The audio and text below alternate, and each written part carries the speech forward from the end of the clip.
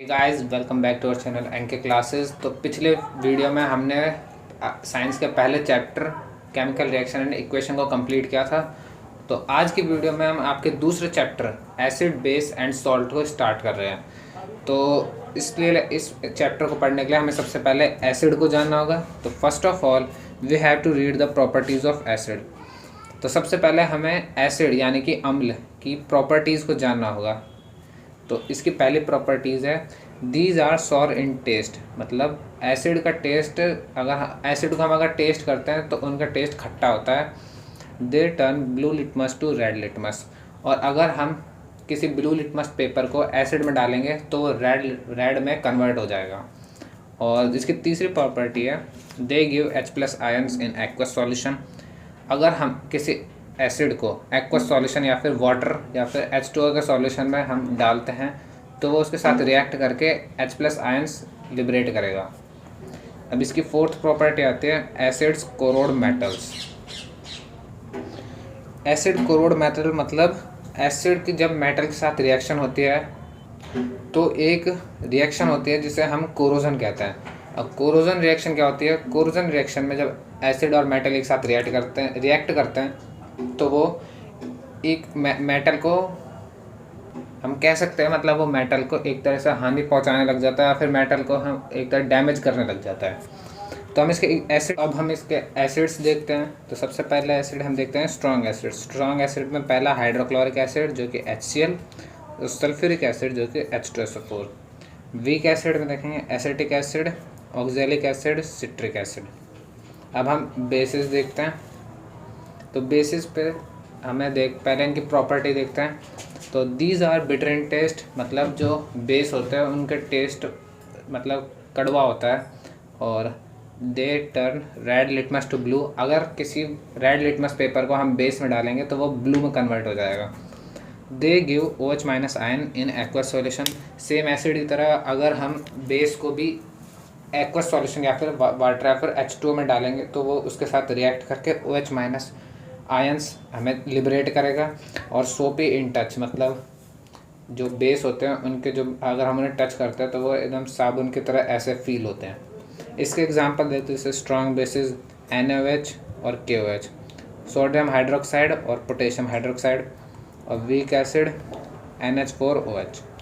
अब एक ऐसा टर्म होता है एल्कलाई, ये बहुत इंपॉर्टेंट टर्म है। The bases which are soluble in water, जैसे कि NaOH, मतलब वो बेस, ज़्यादातर बेस वाटर में सॉल्युबल नहीं होते या फिर वो वाटर के साथ रिएक्ट नहीं कर पाते। ऐसे बेसों को हम एल्कलाई कहते हैं और इसका जैसे एग्जांपल है NaOH। अब हम एसिड और बेस के की प्रॉपर्टीज़ के बीच में डिफरेंस देखेंगे। तो सबसे पहले acid are sour in taste, मतलब एसिड का टेस्ट खट्टा होता है। और bases are bitter in taste, मतलब बेसिस का जो टेस्ट होता है वो कड़वा होता है। Acids have tendency to turn blue litmus to red paper. वो हमने पहले देख लिया कि अगर एसिड में अगर हम ब्लू लिटमस पेपर को डालेंगे तो उसको रेड में कन्वर्ट कर देगा। और बेस की टेंडेंसी होती है कि वो रेड लिटमस पेपर को ब्लू में कन्वर्ट कर देता है। अब एसिड आगे तीसरा हम देखते हैं acid gives H+ ions in aqueous solution, मतलब जो एसिड होते हैं वो एक्वस सॉल्यूशन या फिर H2O में जब रिएक्ट करते हैं तो H+ आयन्स देते हैं। और बेसिस हमेशा OH- आयन्स देता है जब उन्हें हम वाटर या फिर H2O के साथ रिएक्ट कराते हैं। Acids have pH below 7। अगर हम pH स्केल पर एसिड की नंबरिंग देखें तो वो 7 से नीचे आती है। और bases have more than pH than 7, और जो बेस होते हैं उनकी 7 से ऊपर होते हैं। मतलब जब pH स्केल की जो रैंकिंग होती है उसमें 1 to 14 होता है, एसिड का उसमें 1 से लेकर 7 तक और बेस का उसमें 7 से लेकर 14 तक।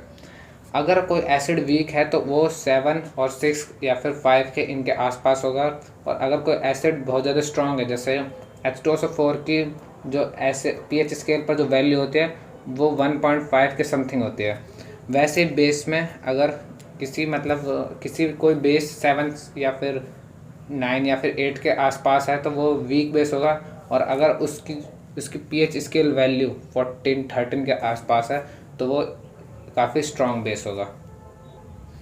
अब हम एसिड और बेस में डिफरेंस देखेंगे अकॉर्डिंग टू थ्योरीज। जैसे साइंटिस्टों ने बहुत सारे थ्योरीज दिए एसिड और बेस को के बीच में डिफरेंस बताने के लिए। तो सबसे पहली थ्योरी होगी अर्हेनियस डेफिनेशन। तो अर्हेनियस ने अपनी डेफिनेशन दी थी, उसमें एसिड को बताया था कि acid is a kind of chemical compound that when dissolved in water gives A solution with H+ ions activity more than purified water. मतलब अगर किसी अर्हेनियस के द्वारा अगर किसी एसिड को हम पानी में डिज़ोल्व करते हैं, पानी के साथ रिएक्ट कराते हैं, तो वो H+ आयंस देगा। और उसने बेस को डिफाइन किया था, a base is an aqueous substance that donates electron, accept protons और रिलीज हाइड्रोक्साइड OH- आयंस। मतलब अगर किसी बेस को H2 या फिर वाटर के साथ रिएक्ट किया जाता है तो वो OH- आयंस देगा। अब ब्रोंस्टेन-लोरी की डेफिनेशन हम पढ़ लेते हैं। N acid is a proton donor. मतलब जो एसिड होंगे वो हमेशा प्रोटॉन डोनेट करेंगे, while base is a proton acceptor. और जो बेस होगा वो प्रोटॉन को एक्सेप्ट करेगा। अब हम इसके जैसे एग्जांपल देखते हैं तो acetic acid CH3COH and sulphuric acid are examples of acid. Acetic acid एक वीक एसिड हो गया और सल्फ्यूरिक एसिड यहाँ पर एक स्ट्रॉन्ग एसिड हो गया। और बेस में देखेंगे तो सोडियम हाइड्रोक्साइड एक स्ट्रॉन्ग बेस हो गया और अमोनिया जैसे कोई वीक बेस ले लेते हैं हम यहाँ पर। स्ट्रेंथ की बात की जाए तो acid mainly depends on the concentration of the hydronium ions. मतलब जो एसिड होते हैं उनके जब पानी के साथ रिएक्ट किया जाता है तो उनमें कितने कंसनट्रेटेड हाइड्रोनियम आयंस, मतलब कितनी ज़्यादा मात्रा में वो H+ आयंस निकल रहे हैं, इससे उसकी कंसनट्रेशन उसके एसिड की वीक या फिर स्ट्रॉन्ग पता चलता है। और सिमिलरली ऐसे बेस में होता है, अगर बेस को वाटर के साथ रिएक्ट किया जाता है तो कितनी ज़्यादा कंसनट्रेटेड मात्रा में वहाँ पर OH- आयंस या फिर OH- आयंस निकल रहे हैं या फिर नहीं निकल रहे हैं, इसके तौर पर बेस की डिफ़ाइन किया जाता है। तो आज की वीडियो में बस इतना ही। अगर आपको हमारी ये वाली वीडियो पसंद आई हो तो हमारी वीडियो को लाइक करें, हमारे चैनल को सब्सक्राइब करें और ऐसी अमेजिंग वीडियो के लिए हमारे साथ जुड़े रहिए। तब तक के लिए थैंक्स फॉर वॉचिंग।